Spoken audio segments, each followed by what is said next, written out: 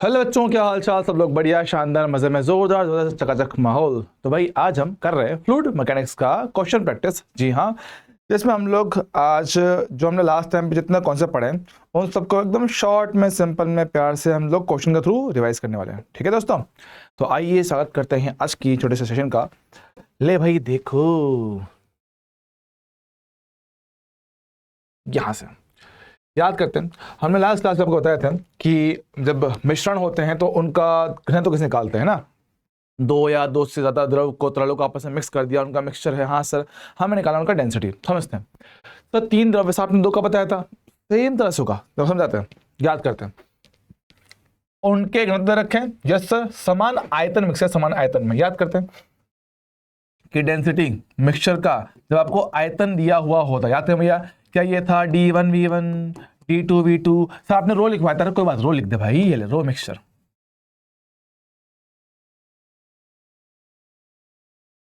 ऐसे जितने भी सबको लिख लेंगे और डिवाइड में टोटल आयतन। तो जी हाँ, यही आपने लिखवाया था। वो बोला कि सबका आयतन समान है। चल ठीक है, तो पहले का डेंसिटी D, आयतन कितना V। दूसरे का डेंसिटी कितना 2D, आयतन कितना फिर से V। तीसरे का डेंसिटी 3D, आयतन कितना V। और सभी का आयतन समान, तो V plus V plus V। Sir जी हाँ, एक काम करते हैं, सबके पास V है, कॉमन लेकर उड़ा दो। उड़ा दिया sir. D plus 2D plus 3D कितना 6D आएगा। बटे में कितना, 1 प्लस 1 कितना 3, भाग दो में कितना 2D। वाह सर, आंसर आ गया 2D। ये मेरे पास क्या है, इस पूरे पूरे मिश्रण का घनत्व निकल के आ जाएगा। सेम तरीके से मेरे पास देखो ये रहा कि मेरे पास क्या है, इस बार आपने उनको मिक्स किया है समान भार में। समान भार बोलते हो, समान द्रव्यमान में। सब भार भार और द्रव्यमान तो अलग होता है ना। अरे अलग होता है।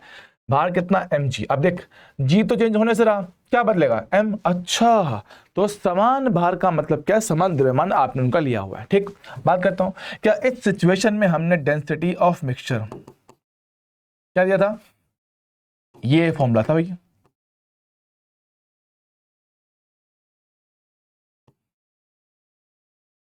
ये ऐसा कुछ हमने आपको दिया था फॉर्मूला। हाँ जी सर, ऐसा ही दिया था। यहाँ पे रखो वैल्यू। सारे मास समान है, समान द्रव्यमान भी जोड़ा है। यस सर, तो समान द्रव्यमान को मिक्स कर दिया। ओके, m बटे पहले का घनत्व D, दूसरे का 2D, तीसरे का 3D। ओके सर, एक काम करो, सब में से m कॉमन लेकर उड़ा दो, उड़ा दो, उड़ा दो, उड़ा दो। कितना पास, ऊपर 1 प्लस 1 प्लस 1 कितना 3 आएगा। डन। डिवाइड में 1 बटा D, 1 बटा 2D और 1 बटा 3D है। सब बहुत बढ़िया। एलसीएम लेंगे, 100 में कितना 3 बटे कितना एलसीएम है भैया 6D आएगा। D से भाग दो 6, 2 से भाग दिया 3, 3 से भाग दिया 2, ये जाएगा ऊपर 6 3 कितना 18D बटे में कितना 11। ये आपको क्या है, पूरे मिश्रण का घनत्व निकल के आ जाएगा। तो जी हाँ, तो ऐसे आप लोग दिए गए मिक्सचर का घनत्व निकाल सकते हो। चल जाएगा दोस्त। जी हाँ, बात कराएंगे।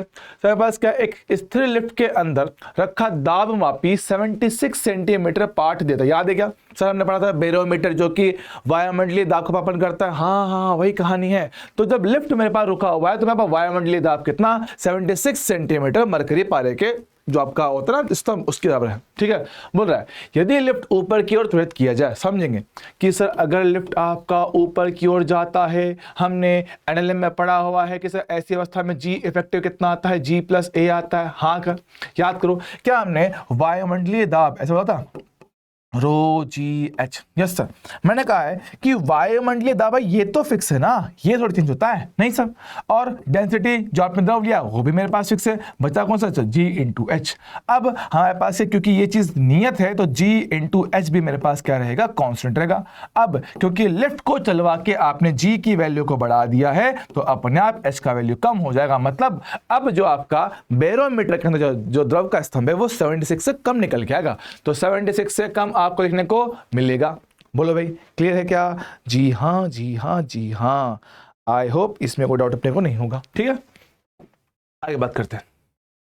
अगला यदि किसी स्थान पर वायुमंडलीय पारे के स्तंभ के 50 सेंटीमीटर के तुल्य, क्या भैया क्या बोल रहा है कि किसी एक जगह पर जो आपका वायुमंडलीय जो दाब है ना, वो पारे मरकरी के 50 सेंटीमीटर के बराबर है।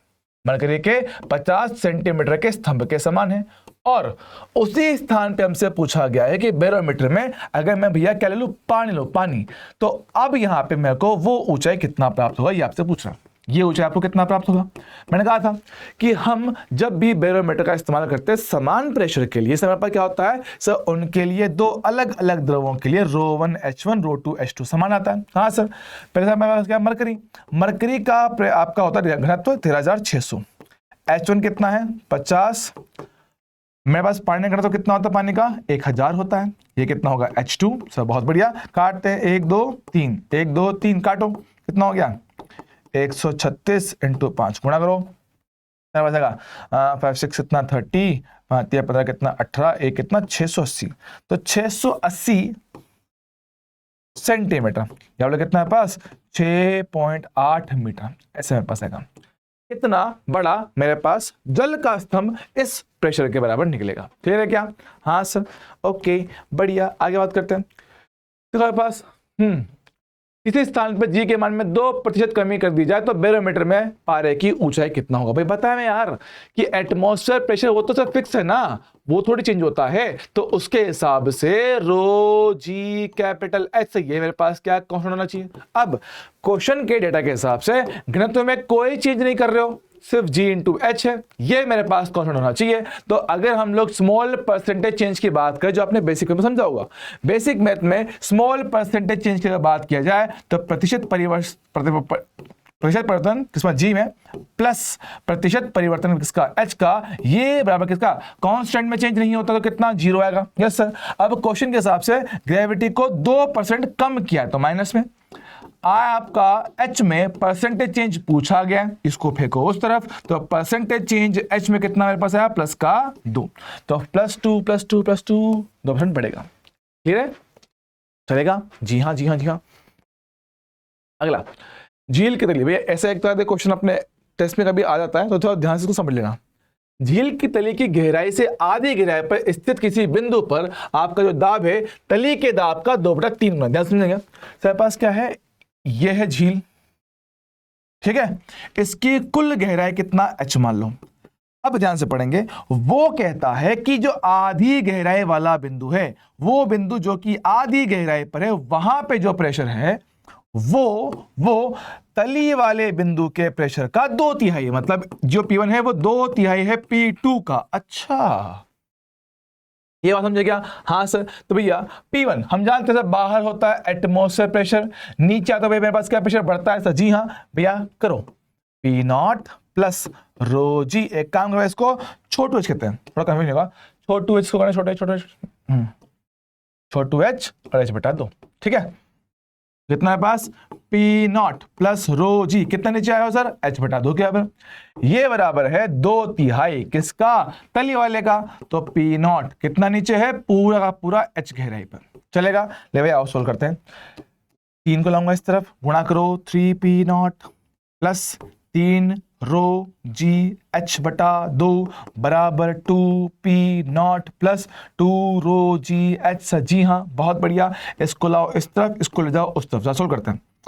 2 - 3 - 2 कितना 1P0 बराबर 2 - 3 बटा 2, भाई 3 बटा 2 मेरे पास होता है 1.5, ठीक है। 2 - 3 बटा 2, 3 बटा 2 कितना होता है 1.5 होता है। 1.5 मतलब कितना भैया 2 - 1.5 आधा बचेगा, आधा मतलब 1/2, तो 1/2 रो जी H। सब क्या बात सर, मजा आया। हमें निकालना था H झली आपकी झील की गहराई। P0 सर, P0 कितना होता है, एक एटमॉस्फेयर से होता है लगभग 10⁵ पास्कल के बराबर। सर एग्जैक्ट कितना होता है 1.013 10⁵ पास्कल। हाँ हाँ वही कहानी, ठीक है। मेरे पास कितना आएगा 1/2। पानी का घनत्व 10⁻³ होता है, जी का मान 10 होता है, H आपसे पूछा गया, बहुत बढ़िया। सॉल्व करो 4 0 से 4 जोड़ दो, 1 बचेगा, 2 आएगा इस तरफ, तो 2 × 10 कितना 20, तो आपकी झील की गहराई कितना 20 मीटर के बराबर होगा। मिल जाएगा? ओके हाँ जी सर, बढ़िया है। आओ आओ आओ आओ, अगला ये बड़ा सवाल है भैया, इसको पढ़ेंगे, क्या कहते हैं, क्या बोलता है, हमसे बोला गया है किसी झील की तली में वायु का एक बुलबुला स्थित है, ठीक है।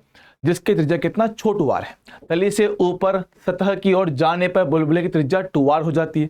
यदि वायुमंडलीय दाब जल स्तंभ का p सेंटीमीटर है तो झील की गहराई मेरे पास क्या होगी, समझेंगे। यहां पे जो सारा गेम खेला ना, सारा का सारा गेम आपका इस लाइन पे खेल दिया इसने कि जो वायुमंडलीय दाब है वो जल स्तंभ का p सेंटीमीटर है। मतलब क्या है, ये बैरोमीटर की ऊंचाई है। ये बैरोमीटर में आपके जल स्तंभ की ऊंचाई, मतलब आपका जो एटमॉस्फेयर प्रेशर है, जो आपका एटमॉस्फेयर प्रेशर है, इसके हिसाब से वो है रो जी एच। सर एच बोले तो सर एच आपकी वो गहराई जिसमें आपने लिक्विड भरा था। ठीक है, बस क्या बोला, पी के बराबर, तो रो जी पी उसको बोला है।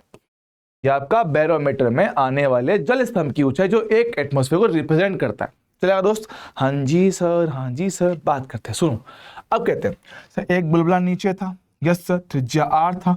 ऊपर सरफेस पे आते आते उसकी त्रिज्या कितना 2 गुना हो गया। अब सुनो, बुलबुला बड़ा ही तो हुआ है, उसके अंदर की जो हवा थी, जो गैस थी, उस पर तो कुछ नहीं किया आपने, नहीं सर, उस पर कोई हीट सप्लाई नहीं किया, यस सर। तो हम ये कहते हैं कि इस प्रोसेस में उसका टेम्परेचर रहता है कांस्टेंट।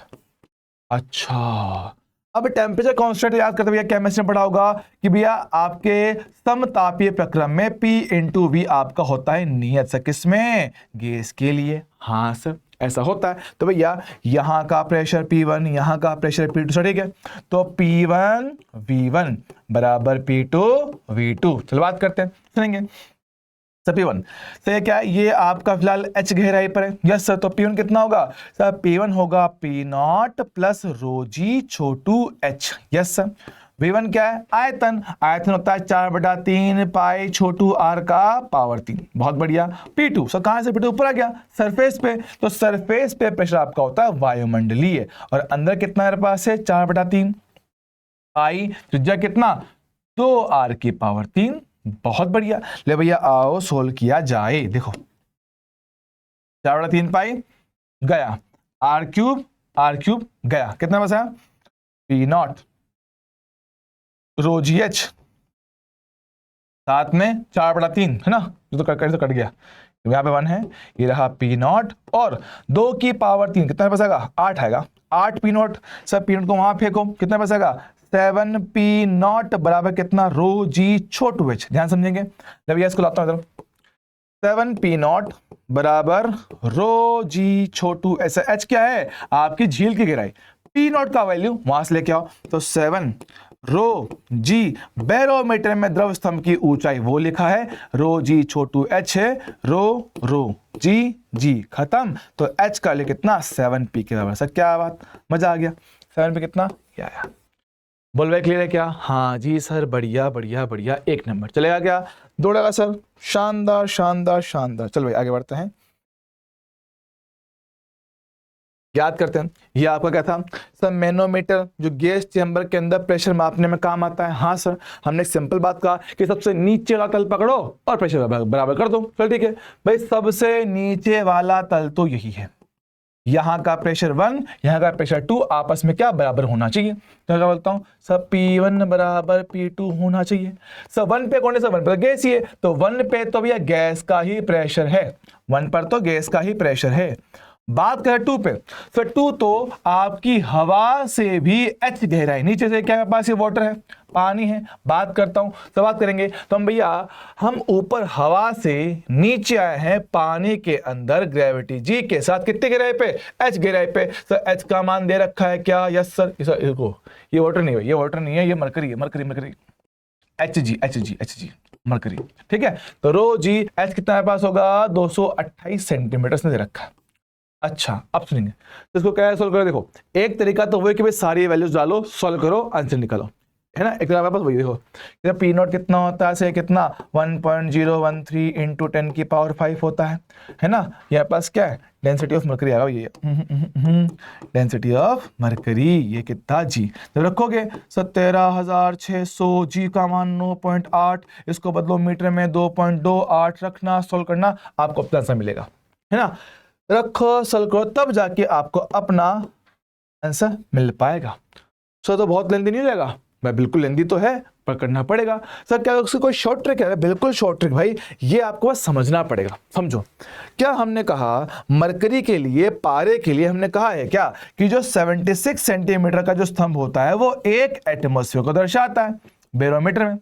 इसका डबल करना, इसका डबल करना 2 6 12 132, तो सर 132 सेंटीमीटर भैया अगर दुगनी ऊंचाई होगा तो वो 2 एटमॉस्फेयर को दिखाएगा। बिल्कुल सही बात है, एकदम सही बात है। सर अगर मैं इसको 3 गुना कर दूं तो 3 6 18 पावर 1, 3 से 21, 228 सेंटीमीटर। क्या ये जो चीज है वो 3 एटमॉस्फेयर को दर्शाएगा? अरे हाँ सर, बात एकदम करेक्ट है। तो देख मेरे लाल, अगर थोड़ा फोकस करके देखेगा तो देख ये तो पहले से मेरे पास क्या है, 1 एटमॉस्फेयर है ही सही। सर 228 सेंटीमीटर से इनडायरेक्टली यही तो है, तो 228 सेंटीमीटर मरकरी का जो स्तंभ है वो 3 एटमॉस्फेयर को दिखाता है। दोनों को जोड़ो तो 4 ATM, यही मेरा इसका आंसर। अरे वाह जी वाह सर, मजा आया, मजा आया। पर भाई ये चीज आपको सिर्फ और सिर्फ प्रैक्टिस से समझ में आएगी और थोड़ा ध्यान देने पर समझ में आएगा। ठीक है, चलेगा? हाँ जी सर, आगे बढ़ो। सर ये आपके YouTube मैनोमीटर वाले क्वेश्चन से वही कहानी कि आपको इसमें प्रेशर को बैलेंस करना होता है। सर कहाँ पे? सबसे निचले वाले तल पर, और जो पूछा वो अपने आप निकल के आ जाएगा। तो बात करें सर इसमें कितनी फ्री सरफेस है, देखो सर कितनी सरफेस है। सर एक सरफेस तो ये रही, एक सरफेस ये रही, एक सरफेस ये रही और एक सरफेस ये रही। हमने कहा था कि सबसे नीचे वाला सरफेस पकड़ लो जहां पे आपका लिक्विड दोनों तरफ सेम है। सर ठीक है, हमने पकड़ा,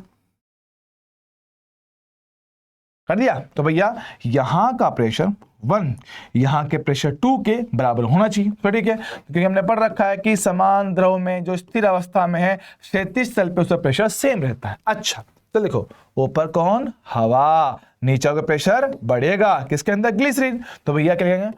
P0 डेंसिटी भाई किसका? ग्लिसरीन का। ग्रेविटी जी कितना नीचे है भैया? 10 सेंटीमीटर के बराबर।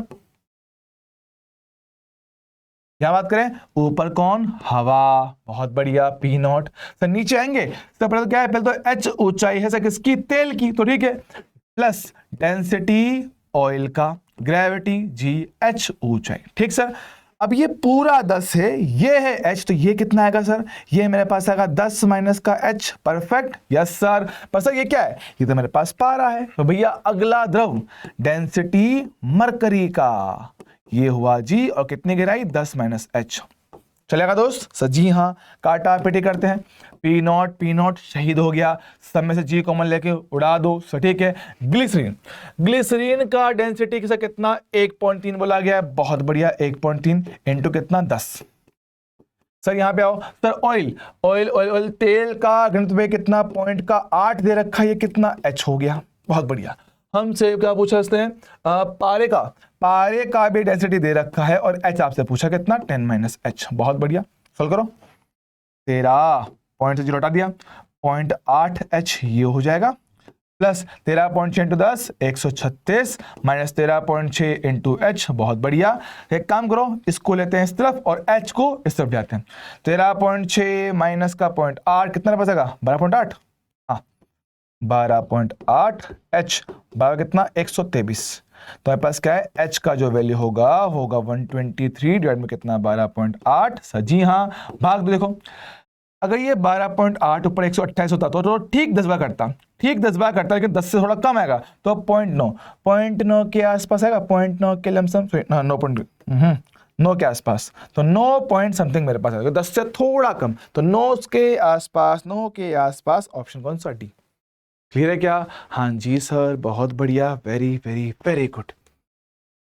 यहां बात करते हैं किसी बंद तरल के किसी बिंदु पर, है ना, किसी बंद तरल के किसी बिंदु पर आरोपित दाब तरल के प्रत्येक बिंदु पर समान रूप से वितरित हो जाता है। किससे बताया था? सीएफ को बताया था पास्कल ने कि भैया किसी एक बिंदु पे अगर हम लोग कोई चेंज करते हैं तो वो जो चेंज होता है प्रेशर का वो सभी दिशाओं में समान रूप से फैल जाता है। सर ठीक है, बात के सर आगे। हाइड्रोलिक लिफ्ट जो होती है पास्कल के नियम पे आधारित होती है। सब बिल्कुल सही बात है। दाब प्रति इकाई क्षेत्रफल पर कार्य करने वाले बल को कहते हैं। सब बिल्कुल सही बात है। दोनों बातें एकदम सही, लेकिन एक्सप्लेन करने वाला पॉइंट नहीं है। एक्सप्लेन तो नहीं करते एक दूसरे को, तो भैया दोनों स्टेटमेंट सही है लेकिन एक्सप्लेन नहीं कर रहे। ठीक है, द्रव स्थैतिक दाब एक सदिश राशि है। नहीं सर, प्रेशर एक अदिश राशि होता है। झूठ बात। ठीक है, दाब बल क्षेत्रफल के अनुपात के तुल्य होता तथा बल एक सदिश राशि। बिल्कुल सही बात है। ठीक है, तो ये गलत, ये सही चलेगा सर, डन है। आगे बढ़ते हैं। एक वस्तु किसी द्रव की सतह पर ठीक तैर रही है, तो वस्तु द्रव की सतह पर तैर रहा है। सब कब तैरता है? जब उसकी डेंसिटी कम होता है। ओहो, वस्तु का घनत्व द्रव के घनत्व के समान है। ओहो, समझो कि ठीक तैर रही है। ठीक तैर रही है मतलब कि भैया ऐसे है, ये बिल्कुल पानी के अंदर ठीक तैर रहा है और वस्तु का घनत्व द्रव के घनत्व के समान है। बोलता है कि वस्तु थोड़ी सी द्रव में नीचे धकेल दी जाए, तो थोड़ी धकेल दो, सर क्या होगा? सर थोड़ी धकेल दोगे तो भी फर्क नहीं पड़ रहा, तभी वो ठीक ही तैरेगा, जहां छोड़ोगे वहीं पे रुक जाएगा। सर क्यों? यार देख, दोनों का डेंसिटी सेम है। डेंसिटी सेम है तो हमेशा ही इनका mg फोर्स जो है वो बायोन्सी फोर्स से बैलेंस होगा जब ये पूरी तरह पानी के अंदर रहेगा या द्रव के अंदर रहेगा। सर ठीक है, तो mg बायोन्सी से बैलेंस होगा, हर बार नेट पर 0 आएगा, तो जहां छोड़ोगे वहीं रुक जाएगा। क्या बोलते हैं? तो भैया वह वहीं रह जाएगा जहां तक उसे धकेला जाएगा। बिल्कुल सही बात, जहां तक उसको धकेलोगे वो वहीं पे रुक जाएगा। सर क्यों? क्योंकि जहां पे भी छोड़ोगे उसके लिए mg बराबर f बाय मेरे पास हो जाएगा। क्लियर है क्या? हाँ जी सर, बढ़िया है। अच्छा, धातु के दो टुकड़े हैं, दोनों पे क्या समान उत्प्लावन बल लगता है। याद करते हैं क्या उत्प्लावन बल का जो फॉर्मूला होता है वो होता है डेंसिटी ऑफ लिक्विड विस्थापित आयतन इनटू जी। अब देखो सर, वस्तु कोई सी भी लेके आओ, आपके पास जो द्रव है उसकी डेंसिटी चेंज नहीं होता है, ग्रेविटी जी चेंज नहीं होता है, तो लगने वाला उत्प्लावन बल सीधा सीधा समानुपाती है विस्थापित आयतन के। मतलब कि जितना ज्यादा आयतन आप लोग द्रव का घेरोगे उतना ज्यादा मेरे पास बल आएगा। उसने क्लियरली बोला है कि समान बल है, मतलब दोनों टुकड़ों ने उस द्रव का समान आयतन घेरा है। ठीक है, तो दोनों टुकड़ों का भार समान नहीं, घनत्व समान ना, आयतन समान है भाई, दोनों का आयतन समान होगा, इसलिए उन्होंने द्रव का समान आयतन घेरा होगा। तो बहुत बढ़िया, शाबाश। बात करें आगे सर, ये बात करें कि एक बॉक्स का घनत्व आपको दे रखा है, भाई वस्तु का घनत्व में कितना 700 दे रखा है ना, और आपने थोड़ा डाला पानी के अंदर, पानी बोले तो लिक्विड का जो डेंसिटी मेरे पास कितना होता है 1000 होता है। बोला गया कि बक्से का कितना प्रतिशत भाग पानी के अंदर। बात क्या करते हैं सर, VN बटा टोटल V। क्या लिखवाया था सर? ये आपने लिखा था अंदर भाग कम है तो कम वाला डेंसिटी ऊपर बटे लिक्विड का डेंसिटी। बहुत बढ़िया भाई, इसका कितना है 700, ये कितना है 1000, 2 जीरो काटो, पॉइंट का 7 ये आया है। सर मैं चाहिए परसेंटेज में तो कोई बात नहीं, परसेंटेज में चाहिए तो इंटू 100 करो, कितना 70% भाग आपका पानी के अंदर रहेगा। वाह जी वाह, शाबाश शाबाश शाबाश, very good very good very good. आगे बढ़ेंगे, अगला सवाल नजरों के सामने देखो, दो ठोस A और B जल में तैर रहे हैं, तैरने दो। A का आधा आयतन और B का 2/3 आयतन डूबा हुआ है। ले मैं बात करता हूं, क्या हमने कहा है क्या कि अंदर का आयतन टोटल की तुलना में सर क्या होता है, डेंसिटी ऑफ ऑब्जेक्ट बटा डेंसिटी ऑफ लिक्विड। तो इसके हिसाब से बात करते हैं पहले A का। सर A के हिसाब से कितना आयतन अंदर है सर, आधा आयतन अंदर है, टोटल कितना हो गया V। डेंसिटी किसका, ऑब्जेक्ट A का, लिक्विड कौन है, पानी है, V से V गया, क्रॉस मल्टीप्लाई करो तो A का घनत्व होगा रो ऑब्जेक्ट बटा 2। बहुत बढ़िया। सर बात करो सर B के लिए, सर अंदर कितना आयतन है सर, अंदर है 2V बटा 3, कुल कितना है V, डेंसिटी में वस्तु कौन है B है, वाटर में लिक्विड बनेगा। सर ठीक है भैया, V से V काटो, क्रॉस मल्टीप्लाई करो, B का घनत्व कितना हो गया 2 रो W बटे 3। सर क्या बात है, हमसे पूछा इनका अनुपात। अरे ऐसे कोई बात है क्या, ये कोई सवाल है क्या? भाई लेके तो डालो, रो वाटर बटे 2, 2 रो वाटर बटे 3। क्या बात सर, तो ऊपर का अनुपात जैसा का तैसा रहेगा, नीचे वाला उल्टा हो जाएगा, 3 बटे 2 रो W बनेगा। सर जी हाँ, क्लियर है क्या? हाँ जी, मेरे पास रो W गया, 2 इंटू कितना 4, तो 3 बटा 4, ये इनका क्या है अनुपात, 3 बटा 4। ऑप्शन कौन सा सी है? क्लियर है बॉस? सर जी हाँ जी हाँ जी हाँ, बढ़िया है। यहाँ बात करते हैं सर, हम इसको ऊपर ले जाएंगे तो कितना भाग द्रव में डूबेगा? भाई बात सुनो, सिस्टम को कहीं भी ले जाओ, कहीं पर भी ले जाओ भैया, जी इफेक्टिव चेंज होगा। हाँ सर, पर सर मैंने बात सुना, अंदर डूबने वाले भाग का कुल आयतन की तुलना में जो मैंने बात बताई थी, क्या ये कहीं पर भी जी पर निर्भर करता है क्या? नहीं सर। तो जी चाहे जो मर्जी करो, बटाओ, आप इसको बढ़ा दो घटा दो, चाहे जो मर्जी कर लो, इस पे कोई फर्क नहीं पड़ रहा, ये मेरे पास सेम रहेगा। समझ रहे हो क्या सर? ठीक है ठीक है ठीक है। तो अगर ये बात समझ में आती है तो मेरे पास क्या है, आपका ये चीज अनचेंज रहेगा। तो जितना भाग पहले डूबा हुआ था उतना ही आज भी डूबेगा, मतलब पहले भी आधा था, आज भी आधा ही डूबा रहेगा। क्लियर है क्या? हाँ सर, बढ़िया है, 1 नंबर, शाबाश शाबाश शाबाश। सर मेरे पास क्या है, अब वस्तु दो द्रव के बीच में तैर रहा है। सर तैर रहा है, रुका हुआ है। रुका हुआ कभी होता है सर? रुका हुआ तब होता है जिस पे कुल बल कितना होता है, 0 होता है। भाई याद करो, मैंने कहा है कि जब वस्तु तैरता है उस पर कुल बल 0 ही बनता है। वो mg और बायोंसी फोर्स से बैलेंस ही होता है हमेशा। बस फर्क क्या था, अभी तक कितने क्वेश्चन थे, एक द्रव था तो एक बायोंसी फोर्स था, पर सर अब क्या है, दो द्रव हैं, दोनों का उत्प्लावन बल मेरे पास आएगा। बात करता है ना। तो सर कुछ भाग है नीचे यहाँ और कुछ भाग है ऊपर, चलो बात करते हैं। सर समझते हैं, भुजा कितना 10 सेंटीमीटर, 6 ऊपर 4 नीचे, सही है। एरिया कितना ए मान लो, कोई दिक्कत नहीं, बात समझते हैं। ब्लॉक का द्रव्यमान हमसे पूछा गया है, तो भाई हमें पता है सर नेट फोर्स 0 कभी होगा जब नीचे लगने वाला mg बैलेंस होगा है ऊपर वाले FB1 और FB2 से, चलेगा। अच्छा बात समझते हैं। सर आकार क्या है मेरे पास, घन आकार। घन मतलब जिसकी सारी भुजाएं होती समान। तो ऊपर जो होगा मेरे पास, ऊपर से अगर देखोगे तो ये भी ऐसे एक मेरे पास क्या बनेगा वर्ग। ओहो, एक वर्ग बनेगा, बहुत बढ़िया, वर्ग है, ऐसा कुछ वर्ग है क्या? तो जी हाँ वर्ग है। तो ये मेरे पास बनेगा इसका एरिया, किसने निकाला भैया, भुजा का वर्ग। तो एरिया क्या होगा, a का स्क्वायर, बोले तो 0.1 का स्क्वायर। ये सब कुछ आपको किसने रखा है, सीजीएस में तो है, हटाओ 10 का स्क्वायर करो 100 आएगा। हाय मजेदार, वे करते हैं। तो m तो आपको निकालना ही है, g को g रहने दो, F buoyancy, density of liquid 1, gravity g, विस्थापित आयतन Vd1, बहुत बढ़िया। डेंसिटी लिक्विड सेकंड का, g मेरे पास सेम, विस्थापित आयतन सेकंड में, चलेगा दोस्त? सर जी हाँ, बात समझते हैं। देखो अगर फोकस करोगे, सभी के पास g है, उड़ा दो, ऐसा कौन, m। डेंसिटी लिक्विड पहले का, भाई पहले का डेंसिटी सर कितना पास है, वाटर।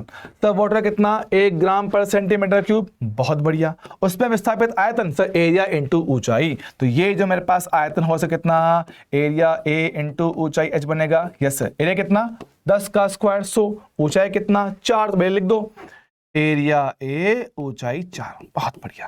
दूसरे वाले द्रव का कितना पास है, पॉइंट का 8, वहां पे कितना है आयतन, एरिया 100, ऊंचाई कितना 6, बहुत बढ़िया, चलेगा। तो m बराबर होना पास 100 इंटू 4, 400 प्लस 0.8 इंटू कितना पास आएगा 600, 1 पॉइंट काटो 8648, 480 आएगा। कितना हो गया 980 ग्राम, 980 ग्राम, 980। कुछ गड़बड़ क्या, रुको कहीं तो गड़बड़ है, 0.6, अरे रुको भाई, ये 0.6 है, गड़बड़ ले लिया मैंने, 0.8 नहीं 0.6 है, ये 0.6 भाई, 0.6, ठीक है।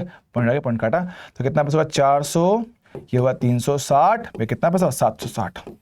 अब आंसर है 760, ऑप्शन कौन सा, तीसरा, ठीक है। तो ऐसे क्वेश्चन भी आपसे पूछा जा सकता है। आई होप इसमें हमें कोई समस्या, टेंशन, दुख दर्द, पीड़ा नहीं होगा, ठीक है। आगे बात करते हैं। यहां देखो, किसी ब्लॉक को वायु में स्प्रिंग तुला से लटकाने पे इसका भार कितना 60 न्यूटन आता है। ब्लॉक को जल में डुबाने पे कितना पाठेंगे, कितना 40 न्यूटन आता है। मतलब कि पानी में डुबाने से 20 का कमी हो गया। मैंने कहा था भार में कमी कौन करवा रहा है, बायोंसी फोर्स। तो भैया बात सिंपल से, भैया भार में कमी याद करो, मैंने कल ही बताया था सर, F बायोंसी होगा तो कितना, density of liquid volume displace into g होता है। जो मैंने कल आपको बताया था कि डेंसिटी ऑफ लिक्विड बटा density of object into m into g बनेगा। हाँ सर, ये आपने कल लिखवाया था, शॉर्टकट फॉर्मूला पे देख ले। तो हमसे बोला गया सर कितना कमी हुआ है, सब 20 का। देख लो भैया, बायोंसी फोर्स 20 की कमी हुई है। यस सर, बिल्कुल सही बात है। हमसे पूछा गया है कि हमें पूछा विशिष्ट गुरुत्व। देखो अब लिक्विड कौन सर, पानी है, बहुत बढ़िया। वस्तु का तो नहीं पता, m कितना था सर, mg, उसका जो वास्तविक mg था वो कितना है, वो तो 60 है, बहुत बढ़िया 60 है। तो एक काम करो, उसको लाओ यहाँ पे, 20 को लाओ यहाँ पे, इन दोनों को इधर लाएंगे। तो रो ऑब्जेक्ट ऊपर, रो वाटर नीचे, ये कितना हो गया 60 बटा 20, कितना हो गया 3। यस सर, इसी को तो बोलते हो रिलेटिव डेंसिटी या विशिष्ट गुरुत्व। अरे हाँ सर, तो कितना आंसर हो गया 3। तो क्या बात कर रहे हो, डायरेक्ट ऐसे कर सकते हैं? अरे बिल्कुल कर सकता है मेरे दोस्त, बिल्कुल कर सकता है, कोई समस्या नहीं, चल जाएगा दोस्त। हाँ जी सर, यहाँ देखो क्या बोलता है, चांदी का 2.1 किलोग्राम भार का टुकड़ा है, ठीक सर। किसी धागे की सहायता से आपेक्षिक घनत्व 0.8 वाले द्रव में पूर्णतः डूबा हुआ है, ठीक सर। धागे में तनाव मेरे पास कितना होगा, देखो मेरे पास चांदी का घनत्व कितना 1.05 है, ठीक है, 0.8 वाले घनत्व में डूबा हुआ है। सच सीधी बात है, इसका घनत्व ज्यादा है तो उसको डूबना तो था ही सही। हमसे पूछा गया है कि धागे में तनाव कितना होगा, समझो भाई। हम जानते हैं भैया, ये देखो ये जो तनाव है, तनाव तनाव तनाव से एक तरह से उस ब्लॉक को झेल रहा है, उस ब्लॉक को झेल रहा है। तुम्हें पता है ना, तुम्हें पता है ना, तो जब पानी में डालोगे तनाव से हमारे पास कम हो जाएगा। कितना कम होगा भाई, चेक करेगा। तनाव का मान पूछा है, तनाव का मान पूछा है। भार में जितनी कमी आएगी वही तनाव झेलेगा। भार में जितना मेरे पास कमी आया है वही मेरे पास टेंशन में एडजस्ट हो जाएगा। तो बात समझते हैं सर। अभी क्या है, टेंशन T है, नीचे क्या है mg है, उसके अलावा उत्प्लावन बल है सर। जी हाँ, समझिए क्या, सब बात करते ले भैया। आओ, टेंशन T और FB मिलके mg को करेंगे बैलेंस। ओके, टेंशन T बराबर कितना होगा, mg माइनस FB होगा। Yes sir. देखो m तो आपको ऑलरेडी पता है 2.1, g का मान कितना 10 ओहो इंटू 10। तो F बाय एम याद करते हैं क्या, उत्प्लावन बल का फॉर्मूला लिखवाया हुआ क्या, density of liquid density of object into mg। हाँ सर लिखवाया तो था, पहले लिख लेते हैं। लिक्विड कौन है भैया, लिक्विड है 0.8 वाला, तो ठीक है 0.8 वाला है। वस्तु का कितना घनत्व है सर, 1.05 है। और m कितना है सर, m का मान है 2.1, g का मान कितना 10। बहुत बढ़िया से एक काम करो, इस काटेंगे 0.0 काट दूंगा, ठीक है चलेगा। कितने पास है 2.1 इंटू 8 बटे में कितना 1.05 चलेगा। हाँ सर, बस थोड़ा सा काटने की जरा कोशिश इनको की जाए। मेरे पास एक काम करते हैं, इसका पॉइंट हटाएंगे बटे में 10 लगाएंगे, इसका पॉइंट हटाएंगे ऊपर 16 लगाएंगे। चलो भाई आओ काटते हैं, सॉल्व किया जाए। 1 0 1 0 जाएगा, ठीक है। क्या काट पाएंगे इसको 5 से, यस सर 5 से काटो, 5 2 10 5 1 5 5 2 10 बढ़िया। 21 21 चला गया, 2 इंटू 8 कितना 16। देखो मेरे पास कितना है, tension T 2.1 into 10 21 minus 8 into 2 कितना 16, कितना है 5। तो 5 के लमसम आपका आंसर बेटा ऐसा कौन सा गिरा सर, एग्जैक्ट नहीं आ रहा है। अरे क्योंकि हमने G का वैल्यू 10 लिया है, अगर 9.8 लोगे तो अपने आप उस हिसाब से कम हो जाएगा। चल जाएगा दोस्त। हाँ जी सर क्लियर है, ओके सर बढ़िया है, वेरी वेरी गुड। आगे बढ़ता हूं, यहाँ देखो, जल में तैरती किसी नाव में स्टील की गेंदें रखी हुई है। भरे बता रहे हैं नाव वाला केस, हाँ सर, तरीके से आपकी स्टील की गेंदें डूबती हैं पर आप लोग नाव पर तैरवा रहे हो, है ना। हम जानते हैं भैया कि स्टील की बोलें तरीके से तो डूबती हैं, तो इनके केस में विस्थापित आयतन आपका VD2 मान लो। सब पहले आप उनको तैरवा रहे थे, मैंने कहा था डूबने वाली चीजों को अगर तैराओगे तो विस्थापित आयतन ज्यादा आता है। तो हमने क्या कहा, सब पहले विस्थापित आयतन ज्यादा था, अभी मेरे पास कम है, मतलब मेरे पास लेवल पहले की तुलना में कम हो जाएगा। बहुत बढ़िया है, विस्थापित आयतन कम हुआ है तो लेवल मेरे पास ड्रॉप हो जाएगा, तो level drop level drop level drop. बहुत बढ़िया चलेगा दोस्त। हाँ जी सर बहुत बढ़िया। किसी बर्फ के टुकड़े में कांच की गेंद, अरे कांच की गेंद भी तो डूबती है, आप उसको जबरदस्ती तैरवा रहे हो। जबरदस्ती तैरवाओगे तो भैया आपने विस्थापित आयतन बढ़ाया होगा, अब वो कम होगा, तो ठीक है भैया कम करेंगे फिर से घट जाएगा। बहुत बढ़िया, दिमाग लगाने की जरूरत है ही नहीं, डायरेक्ट टिकाओ, काम खत्म। बहुत बढ़िया, शाबाश सर। अब आ चुके हैं सातत्यता की समीकरण पे आधारित सवाल। क्या मेरे पास 2 सेंटीमीटर 4 सेंटीमीटर व्यास की 2 नलियां हैं के प्रमुख वितरण नली से जोड़ी गई है। भैया एक नली से आपने को जोड़ दिया, 2 सेंटीमीटर व्यास की नली में जल का प्रवाह कैसा होगा। भाई तुम्हें पता है ना, जहां पे आपका एरिया कम होता है वहां पे वेग ज्यादा आता है। तो पहली बात अब ज्यादा आना चाहिए, ज्यादा आना चाहिए भाई, कम से काम नहीं चलेगा, 1/4 गुना नहीं, आधा गुना ना, ज्यादा चाहिए, ज्यादा चाहिए। अच्छा बात करता हूं, क्या हमने कहा है क्या, A इंटू वी कॉन्स्टेंट होता है, क्या बोले A1 V1 बराबर A2 V2 होता है, बिल्कुल सही बात है। तो यार यहाँ से क्या वो कह पाओगे क्या, V1 बाई V2 कितना है का A2 by A1। Yes sir. Area कैसा होता है पाइप का सर, गोल गोल होता है, सर्कल होता है, तो पाई R2 का स्क्वायर पाई R1 का स्क्वायर। बहुत बढ़िया बहुत बढ़िया बहुत बढ़िया। तुम जानते हो ना त्रिज्या व्यास का आधा होता है, हाँ सर बिल्कुल। तो देख हमारे पास R2 सब बोलो तो 4 का आधा 2, R1 2 का आधा 1, फिर काटो तो कितना है 4 गुना ज्यादा वेग मिलेगा। तो 4 गुना ज्यादा वेग ऑप्शन कौन सा, पहला। अरे वाह सर, बहुत ही ज़्यादा आसान है तो अरे बिल्कुल मेरे लाल आसान ही है। आगे बात करते हैं। सर तो दो दो तीन तीन पाइप आगे, अरे कोई दिक्कत नहीं, फॉर्मूला सेम है। हमने कहा था कि सातत्यता की समीकरण क्या बोलता है कि जितना द्रव्यमान आपका अंदर आ रहा है प्रति इकाई समय में उतना बाहर निकलना चाहिए। हाँ सर, देखना बस एरिया ए इंटू वी, तो भैया A into V one, A one V one बाहर निकला इन दो जगह से। सर कितना है पास, A two V two plus A three V three मिल जाएगा दोस्त। हाँ सर, एरिया ए वेग कितना 3,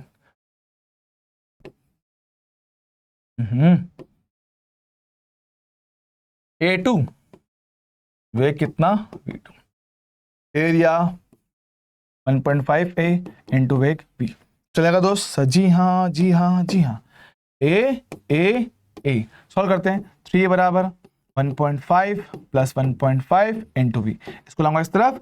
1.5 बराबर कितना हो गया 1.5 इंटू वी, काटो वी कितना हो गया 1, वाह सर चल जाएगा। डन डन डन डन भाई चलेगा। ओके सर, देखो सिंपल बात समझते हैं हम। फिलहाल सिंपली अपने जो क्लास के नोट जो हमने पूरे साल पढ़े उनको शॉर्ट में रिवाइज कर रहे हैं कि मोटा मोटा कॉन्सेप्ट मुझे क्या याद रखना होता है। चलेगा दोस्त। हाँ जी सर, बहुत बढ़िया, याद करते हैं। तो ये AIPMT 2015 का सवाल जो मुझे लगता है कि इस साल रिपीट होना चाहिए, इस साल रिपीट होना चाहिए, मेरा ऐसा लगता है मुझे, क्योंकि ऐसे क्वेश्चन एग्जाम में टाइम बहुत हो चुका है और लास्ट ईयर के सारे कबाड़े होने के बाद ऐसी फीलिंग मुझे लगती है कि भाई हाँ ये क्वेश्चन इस साल डल जाना चाहिए एग्जाम में। ठीक है,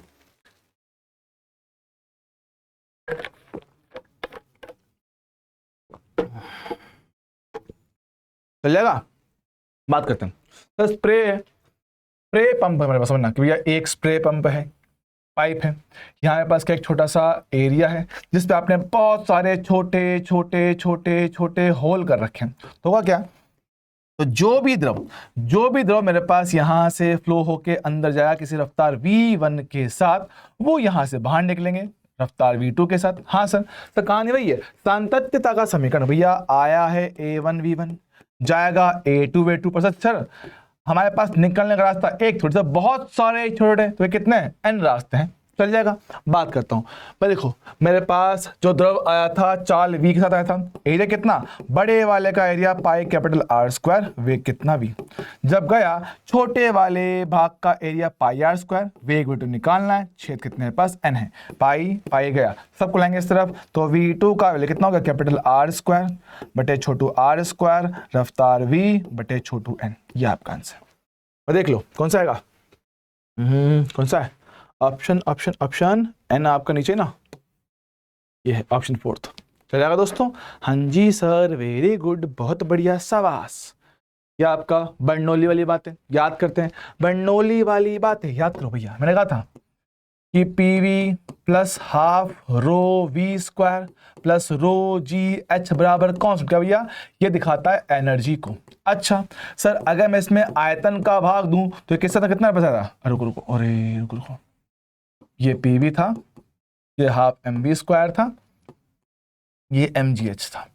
अगर इनमें भाग दो आयतन का तो आपका बन जाएगा ऊर्जा घनत्व, या बोले ऊर्जा प्रति इकाई आयतन, तो v का भाग दो खाली p बचेगा, 1/2 रो वी स्क्वायर बचेगा प्लस रो जी एच बनेगा बराबर से कितना, कांस्टेंट। तो ठीक है, ये क्या है आपका, ये आपका एनर्जी प्रति इकाई आयतन बोले तो वॉल्यूम। सर ठीक है, बात करें अगर आप लोग m का भाग दो, m मतलब द्रव्यमान का, m का भाग दो भाई कितना, ये p बटा रो बनेगा, ये v स्क्वायर बाय 2 बनेगा, ये कितना पास GH बचेगा, ये कितना कांस्टेंट हो गया, ये दिखाता है एनर्जी प्रति इकाई द्रव्यमान को।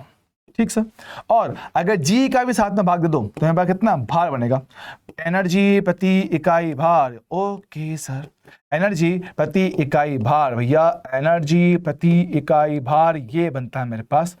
ये सारे मेरे पास क्या है, बर्नौली को लिखने के अलग अलग मेरे पास फॉर्मेट बन जाते हैं। अच्छा, तो उन्हीं के आधार पे आपसे पूछा गया ये पास इनमें से कौन सा ऑप्शन का मिलान करना पड़ेगा। देखो v स्क्वायर बटा 2g, सर 2g ये ना, देखो क्या ये दिखाता है आपका ऊर्जा प्रति इकाई भार को। यस सर, तो ऊर्जा प्रति इकाई भार q का बनेगा ये। सर ठीक है, half rho v square p, sir p में से क्या v नहीं है क्या, v ने मतलब v का भाग दिया होगा, तो प्रति इकाई आयतन से कौन सा r वाला बनेगा। Sir v square by 2, v square by 2 ये रहा, हाँ जी सर, क्या है मेरे पास प्रति इकाई द्रव्यमान है, द्रव्यमान p बन जाएगा। बहुत बढ़िया, तो आपको दिख पा रहा है QRP, तो QRP कौन सा ऑप्शन दोस्त, ये वाला QRP। चल जाएगा? जी हाँ सर, बहुत बढ़िया, वेरी गुड। काम की बात याद रखने की थी। आगे बात करते हैं। हमने क्या रखा है, इसको बोलते हो दाब शीर्ष, इसको बोलते हो गुरुत्व शीर्ष, इसको बोलते हो आप लोग वेग शीर्ष, वही सब लिखा हुआ है। तो आपका क्या है, सबसे पहले दाब शीर्ष, गुरुत्व शीर्ष और वेग शीर्ष। चल जाएगा दोस्तों? हाँ जी सर, बहुत बढ़िया। आते हैं अगले सवाल पे। बच्चों जरा एक मिनट रुकेंगे, प्लीज प्लीज प्लीज। हाँ तो भाई, वायु में उड़ते वायुयान का भार संतुलित होता है। भैया हमने मतलब बताया था कि भाई आपका वायु का जो पंखे होते हैं सब वो बैलेंस कैसे होते हैं, प्रेशर डिफरेंस से उत्पन्न होने वाले बल की जैसे। हाँ सर, याद करो। ये भैया नीचे आपका प्रेशर ज्यादा होता है, ऊपर प्रेशर आपका कम होता है। सर जी हाँ, ये हमने मतलब बताया था। चलेगा? तो इसका क्या बोलते हैं, वायु के उत्प्लावन बल के कारण जो वायुयान द्वारा विस्थापित वायु के भार का तुल्य। देखो, वायु का आपका जो होता है उत्प्लावन बल तो होता है, लेकिन वो इतना ज्यादा नहीं होता कि एरोप्लेन को उठा पाए। ऐसा क्यों? क्योंकि वायु का जो होता है घनत्व तो बहुत कम होता है, तो उससे इतना फर्क नहीं पड़ता है। अच्छा, पंखों के ऊपर और नीचे वायु की परतों के विभिन्न वेग के कारण, से बिल्कुल सही बात है, विभिन्न वेग के कारण दाब का अंतर उत्पन्न होता है जो कि उसको उठाने में काम करता है। सर ठीक है, ये आपका ऑप्शन में बी है भैया, यहाँ पे ए ही लिखा हुआ है, बी करना इसको। ठीक है, तो आपका बी ऑप्शन एकदम करेक्ट हमारे पास होगा। आगे बात करेंगे। अगला, वायुयान के पंख के ऊपर और नीचे का वेग आपको दे रखा है, वायु का घनत्व आपको दे रखा है, उसका लंबाई और चौड़ाई दे रखा है। तो हमसे बोला गया कि दाब का अंतर कितना हो। भाई याद करो, कल ही बताया था कि दाब का अंतर कितना लिखवाया था। सही था 1/2 रो बड़ा वाला वेग v1 का स्क्वायर माइनस छोटू वाला वेग v2 का स्क्वायर। बहुत बढ़िया। तो 1/2 डेंसिटी कितना भैया, 1.3 kg पर मीटर क्यूब, तो 1.3। वेग v1 सर 120 और 90 है, तो 120 का स्क्वायर माइनस 90 का स्क्वायर। अब देखो, इनको स्क्वायर करके सॉल्व करने बैठोगे जान निकल जाएगी। भाई सिंपल फंडा अपनाते हैं। आपको फॉर्मूला पता होगा सर, ए स्क्वायर माइनस बी स्क्वायर का। यस सर, ए स्क्वायर माइनस बी स्क्वायर, तो ए प्लस बी इंटू ए माइनस बी। अरे वाह सर, आसान काम हुआ क्या? यस सर, तो पैसे सॉल्व करो। 1/2 1.3 कितना पास होगा, 210, साथ में कितना पास होगा ये 30। वेरी गुड, सॉल्व किया जाए। ले देख, 1 पॉइंट से 1 0 काटूंगा, 2 से भाग 2 105। अब खाली गुणा करना है। अब गुणा करना भाई काम आप लोग खुद से कर लीजिएगा, मैं नहीं कर रहा हूँ। कर लेना, कर दूं क्या? तो कर देता हूँ। ये 13 इंटू गुणा का कितना फंसेगा, 315 तो जाएगा। अब 315 इंटू, देखो 13 है ना, ये अगर इसको मैं 10 मानूं तो 3150 आएगा, उससे ज्यादा ही। तो भैया 4 अंकों की संख्या 3000 से ज्यादा, 4 अंकों की संख्या 3000 से ज्यादा कौन सा है? ऑप्शन नंबर पहला। काम खत्म, एग्जैक्ट सॉल्व करने की जरूरत हमें नहीं था। चल जाएगा दोस्त? हाँ जी sir, very good, very very very good. AIPMT 2015 बोल रहा है कि एक भवन की छत का क्षेत्रफल कितना, 250 अपने को दे रखा है।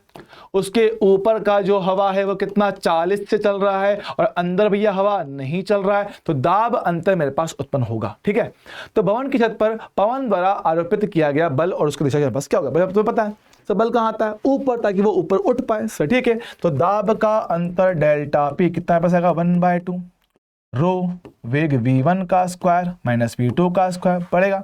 तो 1/2 रो कितना भैया, हमारे पास कौन है? हवा। हवा का घनत्व है 1.2, वेग v1 40 का स्क्वायर, v2 0। सो ठीक है, सोल्व करता हूं। तो पॉइंट का 6 इंटू 40 का स्क्वायर कितना, 1600। चलेगा? हमें क्या निकालना है सर? में निकालना बल। तो बल क्या होता है मेरे पास, सब प्रेशर इंटू एरिया, तो दाब का अंतर इंटू एरिया लिख देता हूं। तो पॉइंट का 6 इंटू 1600, एरिया ए कितना होगा, 250। मैं गुणा करना, अपना आंसर निकालना, आपको आंसर मिल जाएगा। बल कहाँ आएगा? बाहर की ओर, ऊपर की ओर आपका बल आएगा, जो भी आएगा निकालना, इन दोनों का एक बनेगा। ठीक है, चलेगा? जी हाँ जी हाँ जी हाँ, बहुत बढ़िया। आगे बात करते हैं। सर, एल आकार की कांच की एक नली बहते हुए जल में चित्रानुसार डूबी हुई है। नीचे का निचला खुला सिरा जल धारा के विपरीत है, तो जल का धारा का वेग कितना? जरा सोचो कि सर पानी आया, यस पानी आया, इस नली के अंदर घुस गया और घुस के ऊपर पहुंच गया। सर कौन सी ऊर्जा कहां चली गई? सर चल के आया था, गति वाली ऊर्जा। सर कौन सा? आपकी गतिज ऊर्जा। ये आपका बदल गया सर किसमें? ऊपर जाने में। ऊपर मतलब पोटेंशियल एनर्जी। अरे हाँ सर, मेरे पास क्या है? आपका वेग शीर्ष बदल गया आपके दाब शीर्ष, क्या बोलते हैं, गुरुत्व शीर्ष में। हाँ सर, तो दोनों मेरे पास क्या है? जब मेरे पास एनर्जी आपस में कन्वर्ट हुआ है, दोनों को करेंगे आपस में बराबर, तो V बराबर 2GH का अंडर मेरे पास हो जाएगा। आपको वेग मिल गया, खत्म। तो V का मान कितना, √2GH, और H कितना, V स्क्वायर बाय 2G। तो H का मान कितना, V स्क्वायर बाय 2G तक आपका जल उड़ जाएगा, है ना? दो ऑप्शन सेम है क्या? नहीं सेम नहीं है, ऑप्शन पहला करेक्ट है। चलेगा दोस्त? हाँ जी सर, हाँ जी सर, हाँ जी सर। अगला सवाल देखो तो क्या कहता है। 20 मीटर ऊंचा बेलनाकार पात्र पूर्णतः जल से भरा हुआ है। पात्र के तल पर एकदम समीप दीवार में आपने क्या छेद कर दिया, तो उसका वेग पूछा गया। अरे सर वेग का फॉर्मूला बताया तो था √2gh। Yes sir. तो 2 को 2, g को 10, h का मान 20। बहुत बढ़िया। सोलह में कितना √400 मेरे पास होगा। कितना चलेगा 20 मीटर पर सेकेंड। चल जाएगा। ऑप्शन बी डन है क्या? हाँ सर। आगे जरा बात करते हैं। जल से भरे पात्र की तली में एक छिद्र है। ठीक सर। तल पर मेरे पास क्या कुल दाब कितना 3 एटमॉस्फेयर। तो छिद्र से निकलने वाले जल का वेग। सर ये कैसे करूं? देख आसान सर, आपने कहा कि निकलने वाले जल का वेग सर कितना √2gh होता है। सर कौन सा है? जल की बात करें, जल की। पर सर हमें तो उसने रखा प्रेशर। सर उसने ऊंचाई आपको नहीं दिया है। इधर से 5 भैया, ठीक है। आपको ऊंचाई नहीं दे रखा है। अरे लाला याद करते हैं क्या जल में, जानते हो जल में हमने बताया ना कि जल में 10 मीटर जो ऊंचाई होती है वो 1 एटमॉस्फेयर का प्रेशर उत्पन्न करता है। हाँ सर, 10 मीटर की ऊंचाई 1 एटमॉस्फेयर उत्पन्न करती है। तो 3 एटमॉस्फेयर का प्रेशर कैसे उत्पन्न होगा सर? 30 मीटर की ऊंचाई से। अरे हाँ सर, तो 30 मीटर की ऊंचाई से आपका ये उत्पन्न होगा। पर सर खुद से सोच कि सर 3 एटमॉस्फेयर है, एक तो बाहर ही था।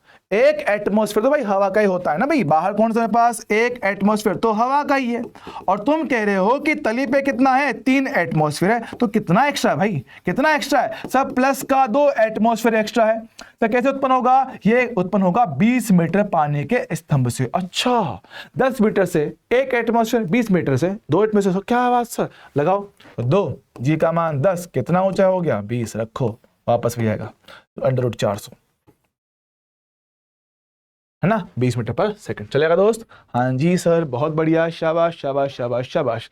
चलो भाई आगे बढ़ेंगे अगले सवाल की ओर। देखो भैया, ये कल ही बताया था कि सर निकलने हमारे पास क्या पूछा, परास एक्स पूछा। याद करो, क्या एक्स ने बताया था क्या 2 √h1h2। तो h1 क्या था? ऊपरी सतह से छिद्र की दूरी। तो ऊपरी सतह से छिद्र की दूरी ये है h1, जो आपको डी दे रखा है।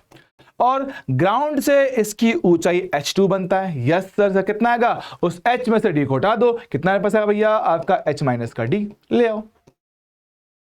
खत्म। तो 2 ऑप्शन सी चलेगा। Yes sir, very good. अगला सवाल सर, ये हमने कल ही दिखाया था कि h से h/n खाली होने का समय t1 है, फिर बचा हुआ खाली होने का समय t2 है। तो इनके समयों का अनुपात हमने आपको √n-1 कहा था। Yes sir. जरा देखिएगा सर, कितना खाली कर रहा है? n की जगह पे कितना 2 बोला गया है, तो रख दो भैया n का मान 2 रखो। तो t1/t2 बरोबर √2-1। तो √2-1 कौन सा आएगा हमारे पास? ऑप्शन सी आपका सही आंसर बनना चाहिए। बोलो भाई, क्लियर है क्या? हाँ जी सर, एकदम बढ़िया है, परफेक्टली डन होगा। चलेगा दोस्त? हाँ जी सर। चलो भाई आगे बात करते हैं। ये रहा तो लगा हमारे पास कि भैया h/n तक के खाली होने का समय t1 है और शेष खाली होने का समय t2 है। दोनों टाइम सेम बोला गया। अरे सर तो और भी आसान है, जब बताया है सेम कहानी से कितना लिखवाया है √n-1। समय सेम बोला है तो 1:1 आएगा। तो 1 बराबर √n-1 यहां लाओ तो √n बराबर कितना हो जाएगा 2। वही √n बराबर कितना होगा 2, कर दो स्क्वायर। तो n बराबर 2 की पावर 2 कितना पास 4 आएगा। बोल क्लियर है क्या? हाँ सर। तो मेरा कितना हो गया 4 ऑप्शन कौन सा? सी। चलेगा दोस्त? हाँ जी सर, हाँ जी सर, हाँ जी सर। बात करें आगे। जल से पूरा भरा आयताकार पात्र तली में उपस्थित छिद्र से जल बहने के कारण 10 मिनट में खाली हो जाता है। यदि पात्र आधा भरा हो तब क्या होगा? भाई साहब ये कहानी अलग है।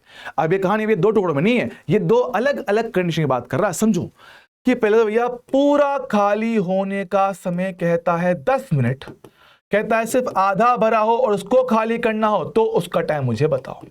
तो ये कैसे करूंगा? देख सिंपल सी, क्या अगर आपको याद होगा जो समय का फॉर्मूला लिखवाया था कितना था? कैपिटल A बाय छोटू a 2/g का रूट ब्रैकेट के अंदर सर √h1 माइनस √h2 होता है। हाँ सर। तो इसके हिसाब से ठीक है, समानुपाती होता है √h1 माइनस √h2 जितना आपको खाली करना है। तो जी हाँ, उसके से बात करता हूँ। देख पहले केस का टाइम t1 बाद का t2। पहले केस में भैया h से खाली किया है 0 तक, दूसरे केस में क्या है, खाली क्या है, h/2 से 0 तक सॉल्व करता हूं भैया। देखो पहले केस का टाइम 10 मिनट, बाद का नहीं पता सर। h कटेगा, √2 जाएगा ऊपर तो √2 होगा, क्रॉस मल्टीप्लाई करते हैं तो t2 बराबर 10/√2। भाई 1/√2 कितना होता है, 0.7 के आसपास होता है, तो कितना हो गया 7 मिनट। तो 7 मिनट में आपका आधा खाली होगा, 7 मिनट 7 मिनट। बहुत क्लियर है क्या? हाँ जी सर, बढ़िया बढ़िया बढ़िया, 1 नंबर। चलेगा दोस्त, दौड़ेगा। अच्छा,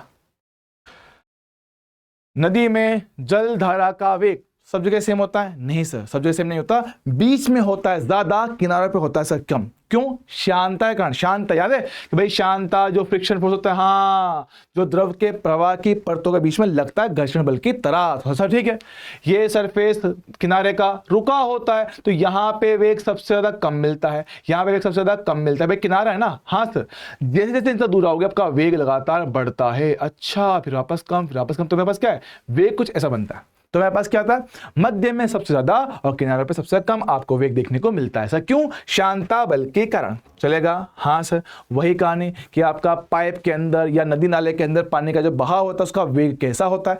सर सेंटर पे कम, किनारों पे, सर सेंटर पे ज्यादा, किनारों पे कम। हाँ सर, सेंटर पे ज्यादा, किनारों पे कम। सर काम खत्म, बहुत बढ़िया, शाबाश। जरा आगे बढ़ते हैं इस कहानी को लेके।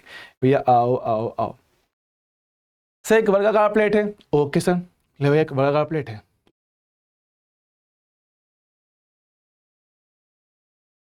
एक प्लेट है ऐसे,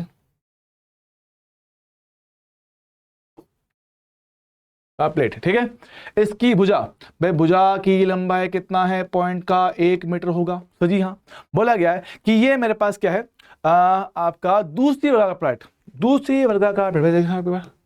ओहो, नहीं आ गया। बिल्कुल ऐसी एक प्लेट और भी है इसके ठीक नीचे, ऐसे ही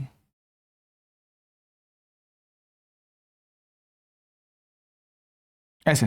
तो दो वर्गाकार प्लेट है, बोल रहा है कि दूसरी वर्गाकार प्लेट के ठीक ऊपर गति कर रहा है किसी चाल v के साथ। v कितना है मेरे पास, 0.1, तो v का मान 0.1 है।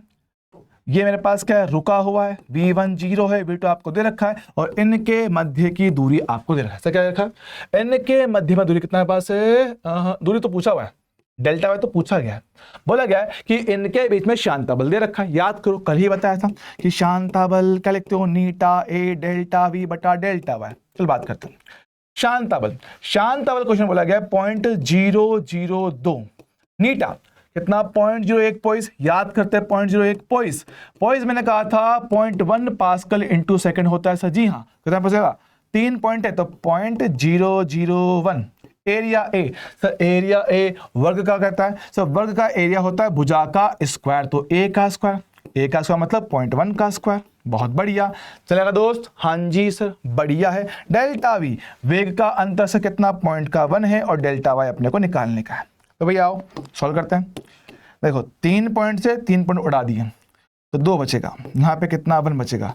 0.1 का स्क्वायर 0.01, ये है पॉइंट का 1 बटे में कितना डेल्टा वाई। जी हाँ, तो डेल्टा वाई का वैल्यू कितना मेरे पास आएगा, देखो 3 पॉइंट 10 की घात -3 बटे में कितना 2। ओके सर, 2 को लाओ भाग देके, पॉइंट का 5 बनेगा, 10 की घात -3, तो 3 पॉइंट और सरका दो, तो पॉइंट 1 2 3 4, तो 0.30 फिर 5। ऑप्शन कौन सा, डी।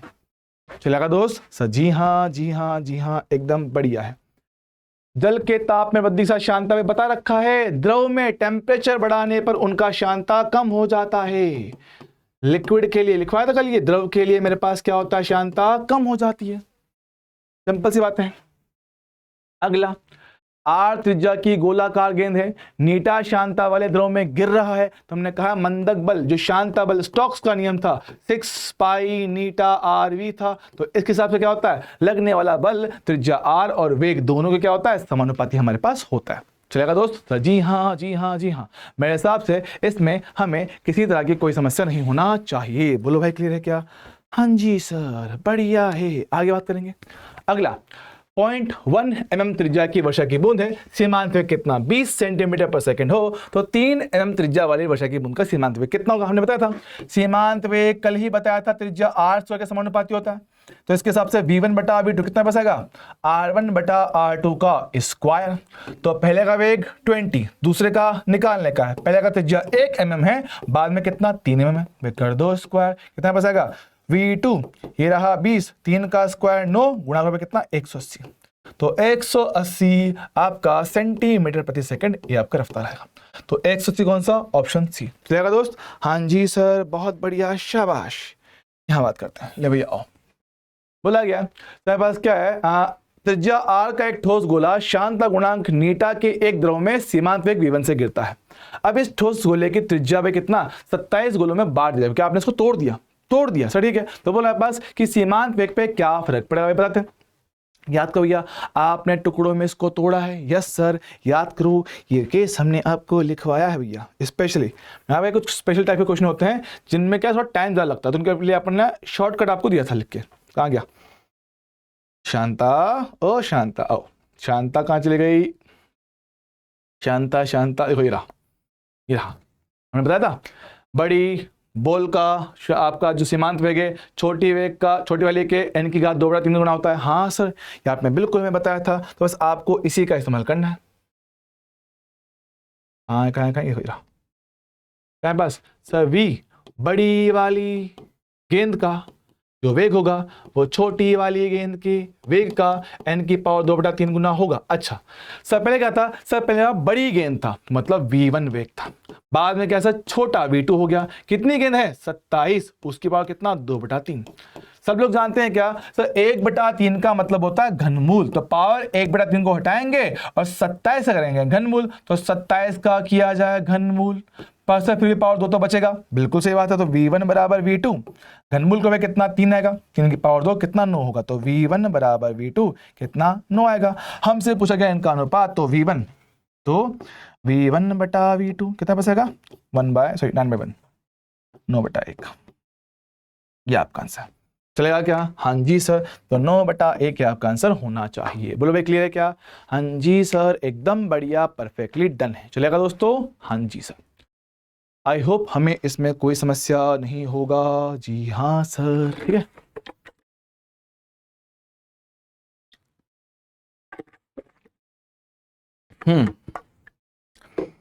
सुनो भाई आगे बढ़ते हैं, आगे आगे आगे आगे। हमने कहा देखो जब किसी वस्तु को छोड़ोगे तो शुरुआत में उसका वेग बढ़ता है, लेकिन जब द्रव में छोड़ते हैं सर वेग एक नियत मान तक ही बढ़ता है, फिर होता है कांस्टेंट। तो कांस्टेंट मतलब सीमांत वेग एक कांस्टेंट वैल्यू प्राप्त करता है। कौन सा ऐसा ग्राफ है जो एक पॉइंट के बाद नियत वेग को दिखा रहा है। तो देखो सर इसमें वेग लगातार बढ़ रहा है, बढ़ाना ना नहीं सर, सर तो बढ़े कम हो गया ना ना ना ना, सर तो लगातार बढ़ता ही जा रहा है, कभी खत्म ना हो रहा भैया, बहुत ज्यादा बढ़ेगा ना ना ना, तो ये बढ़ के फिर वैल्यू हो गया कांस्टेंट, ऐसे कांस्टेंट। अरे हाँ सर, तो ये बिल्कुल सही है कि वेग एक लिमिट तक बढ़ता है, उसके बाद आपका सीमांत वेग प्राप्त करता है, मतलब एक नियत वेग को प्राप्त कर लेता है। चलेगा क्या, हाँ जी सर बहुत बढ़िया। यहाँ बात करता हूँ सर आपका पोइसली फॉर्मूला याद है। हाँ सर पोइसली फॉर्मूला आपने बताया था कि क्यू मेरे पास क्या था सर, क्यू आपने कहा था पाई पी आर की पावर 4 8 नीटा एल। हाँ सर ये आपने बताया था। तो प्रवाह के हमने कहा था, तो अगर इसकी तुलना करें, देखो याद करते हैं, हमने यहाँ पे Q को कहा था, समझ क्या कहा था सर, हमने Q को कहा था आपके प्रवाह की दर। सर उसने उसको V बोला है, कोई बात नहीं आप इसको V कह दो।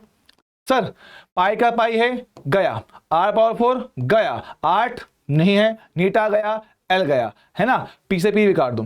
अब देखो वहां तुलना करते हैं, यहाँ पे क्या है क्यू एक्स्ट्रा है, यहाँ पे 1/8, तो तुलना करो क्यू का मान कितना 1/8, खत्म। जिसको फॉर्मूला पता है डायरेक्ट हमारा काम खत्म, हलवा सवाल। चलेगा जी हाँ। बात करें आगे, दो समान क्षैतिज केश नली में एक द्रव प्रवाहित हो रहा है, नली के सिरों पर दाबांतर कितना पी है, किस दाब पर नली की त्रिज्या लंबाई दोगुनी करने पर प्रवाह वेग भी दोगुना हो जाएगा। भैया देखो दाब का अंतर हमने बता रखा था, प्रवाह पोइसली फॉर्मूला के हिसाब से पाई पी आर की पावर 4/8 नीटा एल। समझेंगे पहली बात, उसने कहा है कि एक तो Q को दुगना करना है, ओके, प्रेशर को सेम रखना है, यस सर ये बोला ना। किस दाब पर, दाब तो पूछा है, दाब तो पूछा गया किस दाबांतर पे, किस दाबांतर पे, है ना। त्रिज्या और लंबाई दोनों को दुगना करना है, त्रिज्या लंबाई दोनों को दुगना करना है, और द्रव में कोई बदलाव नहीं किया, ओके। तो Q समानुपाती है PR की पावर 4 बटा L के। ठीक है, तुलना करते हैं। ले देखो, Q1 बटा Q2 बराबर P1 बटा P2 इंटू R1 बटा R2 का पावर 4 होगा, और लंबाई उल्टा है तो L2 बटा L1 होगा। बात करते हैं। शुरुआत में प्रवाह मेरे पास कितना था, Q था। बाद में बोला कि इसको दुगना करना है, तो लिखा हुआ है इसमें प्रवाह कितना दुगना करना है, दुगना कर दूंगा। सर ठीक है। बात करें P1, सब पहले प्रेशर डिफरेंस P था, अभी मुझे नहीं पता है।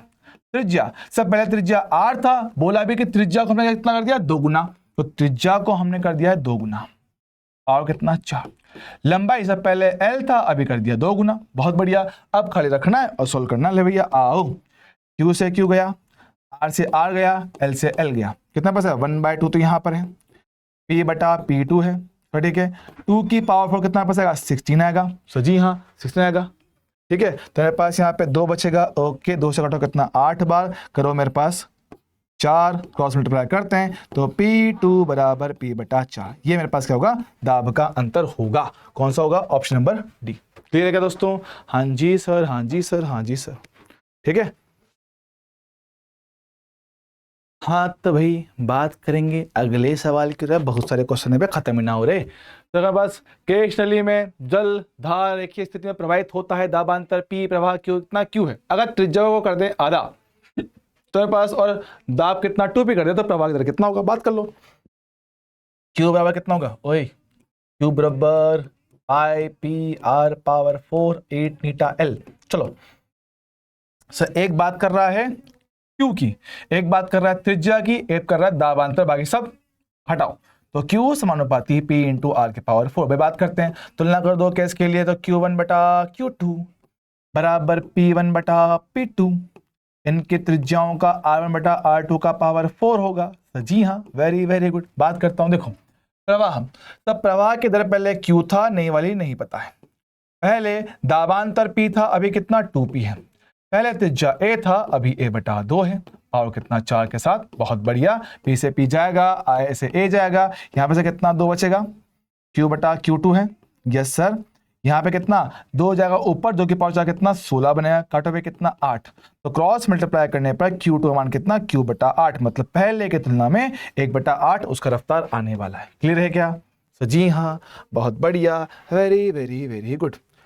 बात करते हैं हमारे पास अब क्या है, अपने पास दाब आधिक्य। दाब आधिक्य नहीं, 5 सेंटीमीटर लंबी एक फ्रेम है, ठीक है, 20 डिग्री सेंटीग्रेड के पानी की सतह से खींचने पर उसके भार के अलावा 728 डाइन का अधिकतम बल लगाना पड़ता है। देखो अभी बात थोड़ी सी अपने क्या कॉन्सेप्ट में बताई नहीं है, ये आपको डिटेल क्लासेस पढ़ना पड़ेगा। क्या बोलते हैं कि अगर आपका जो होता है प्रस्थ नाव चीजों को नीचे गिरने से रोक रहा है ना, तो साथ वही प्रस्थ नाव जब आप उस वस्तु को ऊपर उठाते हो उससे भी रोकता है।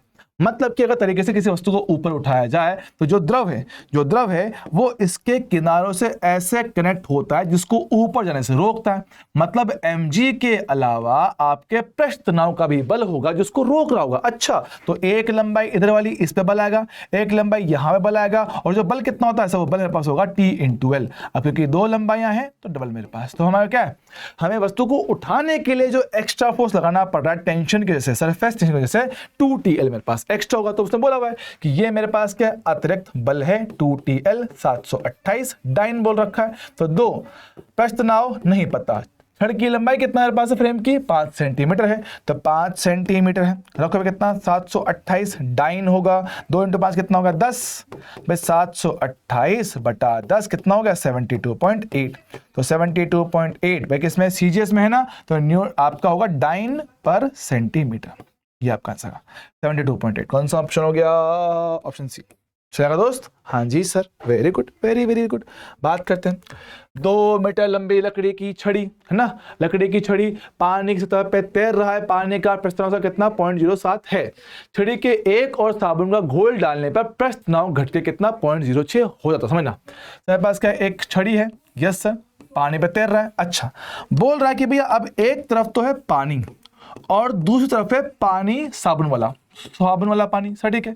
तो यहाँ का अपना एक पृष्ठ तनाव है, यहाँ का एक पृष्ठ तनाव है, सटीक है। तो यहाँ का पृष्ठ तनाव इसको अपनी ओर खींचेगा किसी बल के साथ। सजी हाँ, वो जो बल मेरे पास होगा सब बल कितना T1 × L होगा। तो सेम तरह से आपका जो साबुन वाला पानी है वो भी इस पर बल लगाएगा खींचने वाला झिल्ली की तरह, हाँ से। तो F2 कितना आएगा T2 × L होगा।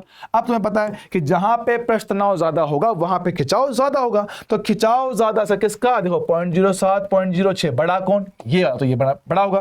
तो नेट फोर्स कितना हो गया, तो नेट फोर्स आपका होगा F1 - F2, कितना हो जाएगा T1 × L - T2 × L। रखो भाई, T1 - T2 × L मेरे पास बनेगा। तो T1 कितना 0.07, ये कितना 0.06, लंबाई L कितना मेरे पास हो गया, लंबाई L रखा है 2 मीटर, रखो भैया। तो 0.02 ये आपका आंसर, 0.02 ये आपका नेट फोर्स होगा। चलेगा दोस्तों, हाँ जी सर। आगे बढ़ेंगे अगले सवाल की ओर। देखो यहाँ पे हमारे पास क्या है, एक यू आकार का तार का फ्रेम है और एक आपका हल्का सा स्लाइडर है जो कि जुड़ा हुआ है इस भार के साथ। ठीक सर। अब तुम्हें पता है सर इसमें क्या है, साबुन की एक फिल्म है, यस सर, जिसपे क्या झिल्ली नुमा एक आपकी परत बना हुआ होगा। अब इस पे होती है 2 फ्री सरफेस, एक आगे वाली और एक पीछे वाली। तो 2 फ्री सरफेस पे 2 पृष्ठ तनाव मेरे पास काम करेंगे और वो एरिया को कम करने के लिए ऊपर की ओर बल लगाएंगे, यस सर। तो आपका ऊपर की ओर आने वाला बल T × इसकी लंबाई पर सर कितनी सरफेस है सर, 2 सरफेस, तो 2 गुना बल आएगा। ये बल लगेगा ऊपर और इस वेट को उठाने की कोशिश करेगा। अब वो कह रहा है कि मेरे पास क्या है, फिलहाल वो वहां पे रुका हुआ है, वो मेरे पास यहाँ पे रुका हुआ है। तो मतलब कि क्या है, ऊपर लगने वाला 2TL नीचे वाले mg को बैलेंस कर रहा है। बहुत बढ़िया, बात करते हैं। हमारे पास क्या रखा है, स्लाइडर है ना, कहा क्या पतली फिल्म के भार को सहन करता है, भार दे रखा है, भार mg का मान उसने आपको पहले दे दिया, कितना 1.5 × 10⁻²। ठीक है। पृष्ठ तनाव आपसे पूछा गया, टी नहीं पता, लंबाई L कितना 30 सेंटीमीटर, बदलो मीटर में 0.3 आएगा। बहुत बढ़िया। तो T 2 × 0.3 पॉइंट का 6, तो 1.5 बटे में कितना 0.6 10⁻²। सर बहुत बढ़िया, वेरी गुड। सॉल्व करते भैया, आ जाओ, पॉइंट से पॉइंट जाएगा है ना, 3 से काटो में कितना 5, और ये कितना 2, कितना होगा 2.5। तो 2.5 × 10⁻², ये मेरे पास क्या है, सरफेस टेंशन। तो कितना हो गया 25। तो एक ऑप्शन में ऑप्शन डी चलेगा। जी हाँ जी हाँ जी हाँ, वेरी गुड वेरी गुड। भाई कितने क्वेश्चन बचा अभी, अरे बाबा अभी तो बहुत सारा है, अभी तो करीबन 18 सवाल है, इतने मतलब मर जाएगा मैं। यहाँ बात करते हैं, क्रांतिक ताप पर द्रव का पृष्ठ तनाव कितना होता है, 0 सा। क्यों, क्रांतिक ताप भैया आपका 0 डिग्री, तो 0 केल्विन बात करते हैं। 0 केल्विन पे क्या होता है, आपके अंतर आणविक बल हो जाते हैं खत्म, बोले तो सहसंजक बल हो जाते हैं फ्री। वो फ्री हो गया तो आपका पृष्ठ तनाव खत्म, क्योंकि पृष्ठ तनाव होता ही सहसंजक बलों के कारण है। बहुत बढ़िया। बात करते हैं, कपड़ों को साफ करने साबुन सहायक होता है सर। क्यों, साबुन आपका आंशिक घुलनशील अशुद्धि होता है जिसकी वजह से पृष्ठ तनाव कम हो जाता है। क्या बात कर रहे हैं, साबुन के रसायन में है ना, यह विलयन का पृष्ठ तनाव मेरे पास घटा देता है, यह विलयन का पृष्ठ तनाव कम कर देता है जिसकी वजह से कपड़ों को साफ करना आसान होता है। बहुत बढ़िया। यहाँ बात करते हैं, तो बोला गया है साबुन की एक फिल्म का आकार 10 × 6 है, उसको बढ़ाकर कितना 10 × 11 कर दिया। कार्य बोल रखा है भाई, याद करो कार्य हमने बताया था क्या, सरफेस एनर्जी बाद का माइनस पहले का, यस सर। वह कार्य कितना है, कार्य बोला गया 3 × 10⁻⁴, 3 × 10⁻⁴। सर सरफेस एनर्जी क्या होता है sir, surface tension T × area A2 - A1 पर ध्यान देना। तो जब फिल्म है, साबुन की फिल्म में 2 परतें होती हैं आगे और पीछे, तो डबल करूंगा, तो 3 × 10⁻⁴ टी अपने को निकालने का है सर एरिया। देखो 10 × 11 110 होगा, ये होगा मेरे पास अंतिम एरिया। प्रारंभिक एरिया 10 × 6 कितना 60 होगा। बहुत बढ़िया, ये कितना है पास 2 हो गया। शाबाश, सोल्व करते हैं, कितना बचेगा 3 × 10⁻⁴, ये रहा टी इंटू कितना बचता है 50, 50 × 2 कितना 100 का भाग दो, तो 3 × 10⁻⁴, वो 100 आया इस तरफ, तो 100 हो जाएगा ऊपर, 3 × 10⁻⁶, तो 3 × 10⁻⁶ कितना चलेगा। ओह रुको, अरे सेंटीमीटर में भाई, एरिया किस में था, सेंटीमीटर स्क्वायर में था, तो उसको कन्वर्ट करना पड़ेगा ना भैया मीटर स्क्वायर में, -4, तो कितना बचेगा 10⁻⁴, 4, तो पावर 4 गया, ऊपर कितना 2 बचेगा, तो 3 × 10⁻⁻², ऑप्शन कौन सा, बी चलेगा। हाँ जी सर, वेरी गुड। अगला सवाल देखो, क्या बोलता है, साबुन के बुलबुले की त्रिज्या 1/√π सेंटीमीटर है, उसको फुला के 2/√π करना है, तो कार्य कितना, अरे भाई वही कहानी यार, tension T area A2 minus का A1। बुलबुला है भैया, बुलबुले में 2 फ्री सरफेस तो डबल कर देना, ले भैया 2, T का मान कितना 30, एरिया कितना पाई R2 का स्क्वायर माइनस पाई R1 का स्क्वायर। रख के आंसर निकाल लेना, मैं नहीं कर रहा हूं। देखो त्रिज्या आपको R1 पता है, त्रिज्या आपको R2 पता है, बस रख के सॉल्व करना, कर सकते हो ना, ठीक है चलेगा। आगे यहां बात करते हैं, 2.8 मिलीमीटर व्यास, तो त्रिज्या कितना होगा, व्यास का आधा 1.4। सर कि एक बूंद 125 समान त्रिज्या की बूंदों में टूट जाता है तो ऊर्जा में कितना परिवर्तन आएगा, अभी बताया था, डेल्टा SE कितना था सर, ये बताया था आपने, आपका कितना T है ना, कितना पास था ये N इंटू 4 पाई है ना, कितना पास था 4 पाई 4 पाई कैपिटल R स्क्वायर, ठीक है ना, और N की पावर 1/3। रुक जाओ, कैपिटल R कितना आता है, N की पावर 1/3 इंटू छोटू R, यहाँ पे होता है R का स्क्वायर, से बोल रहा हूँ R का 2/3 माइनस का 1, मेरे पास क्या आता है आपका आने वाले ऊर्जा में परिवर्तन। रखेंगे सरफेस टेंशन T कितना है 75, ये रहा 4 पाई कैपिटल R, तो बड़ी बूंद की त्रिज्या कितना है पास है 1.4 mm में है, तो 1.4 mm मिलीमीटर को बदलेंगे सेंटीमीटर में, भैया कितना बचेगा, पॉइंट का 14 सेंटीमीटर, 10 से भाग देना पड़ेगा, तो 0.14 का होगा स्क्वायर। तो कितनी बूंदें मेरे पास है, यह है 125, तो 125 की घात 2/3 माइनस का 1। सब लोग जानते हैं 1/3 क्या होता है, घनमूल, तो 125 का घनमूल होता है 5, पावर 2 बचा हुआ है माइनस का 1, बाकी सब वैसा वैसा 75 4 पाई 0.14 का स्क्वायर यहाँ पर रखेंगे, सॉल्व करेंगे और अपना आंसर निकाल लेंगे, जो भी आएगा, ठीक है कर लेना। मैं इसको यहीं पे छोड़ रहा हूँ, प्लीज खुद से करिएगा। आगे बात करते हैं, ये छूट जाएगा अपने से, सेम क्वेश्चन है, ठीक है। ये बात करें, साबुन के बुलबुले के अंदर दाब क्रमशः 1.01 और 1.02 है वायुमंडल, तो इन बुलबुलों का आयतन मेरे पास कितना है, बात समझते हैं। सर अंदर का दाब है, याद करते हैं बुलबुलों के अंदर जो होता है दाब आधिक्य, क्या वो होता है 40/R, यस सर।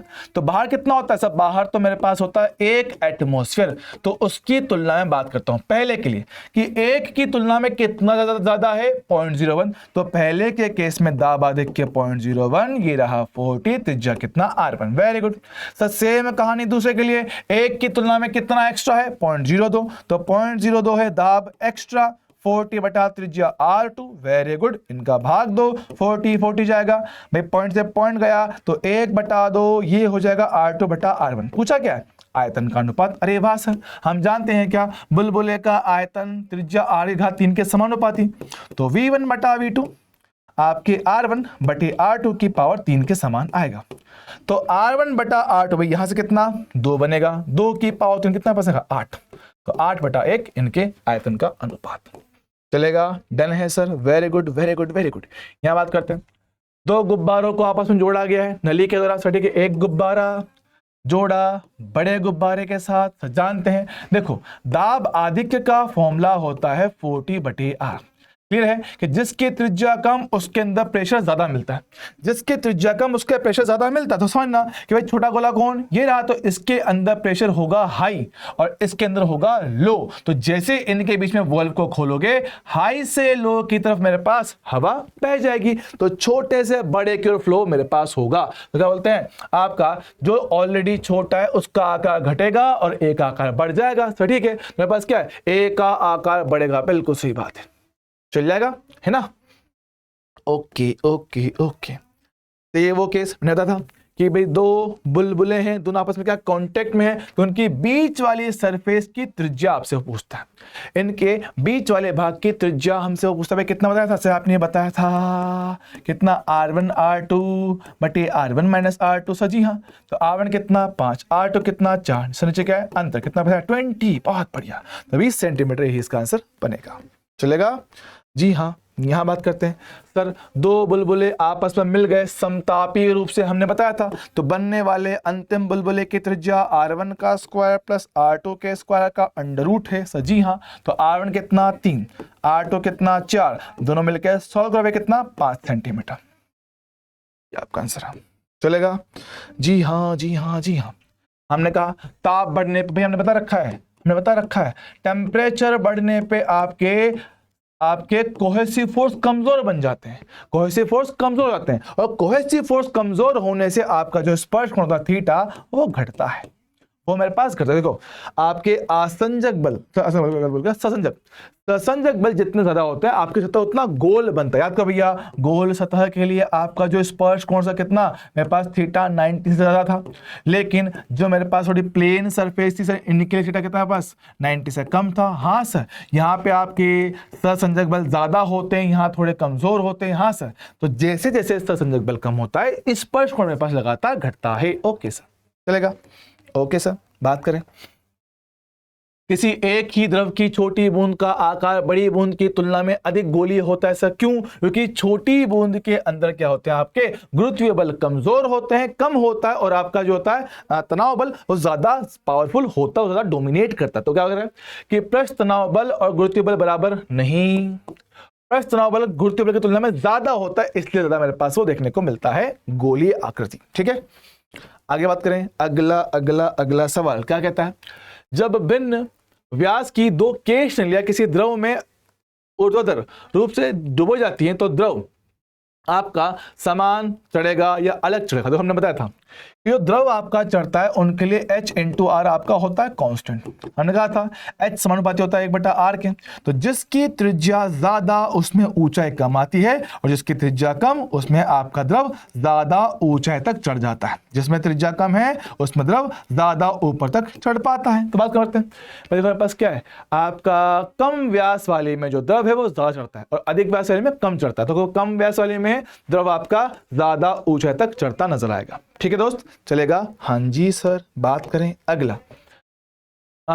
दो केश नलियां, उनकी त्रिज्या दे रखा है, आपको बोल रखा है ऊंचाई। अरे भाई सिंपल सा काम है ना, आपने बताया h इंटू आर क्या होता है कांस्टेंट, तो h1r1 बराबर h2r2। तो पहले में कितना है 30 सेंटीमीटर चढ़ा है, त्रिज्या कितना 1, दूसरे में ऊंचाई पूछा गया, त्रिज्या कितना 2, काटो में कितना 15, तो h2 का मान कितना है 15 सेंटीमीटर। चलेगा? जी हाँ सर।